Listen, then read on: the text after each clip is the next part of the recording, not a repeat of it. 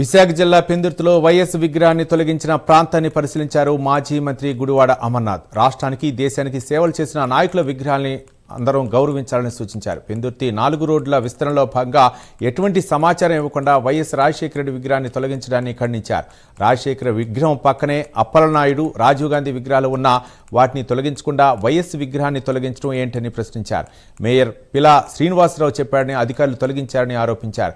పెందుర్తి జంక్షన్లో ఎన్టీఆర్ విగ్రహాన్ని మేము గౌరవించాము అని గుర్తు చేశారు. తొలగించిన విగ్రహం వద్ద మళ్లీ వైఎస్ విగ్రహాన్ని ఏర్పాటు చేయాలని డిమాండ్ చేశారు గుడివాడ అమర్నాథ్.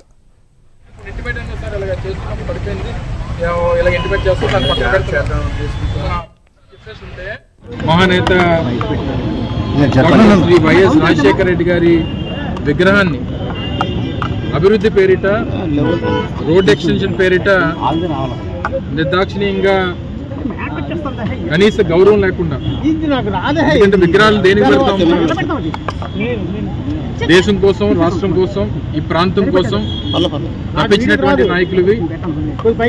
ఈ రాష్ట్రంలో ఉన్నటువంటి ప్రజల్ని, వారి జీవితాల్లో మార్పులు తీసుకొచ్చినటువంటి మహానాయకుల్ని గౌరవిస్తూ వారు స్మరించుకుంటూ పెట్టేటువంటి విగ్రహాలు.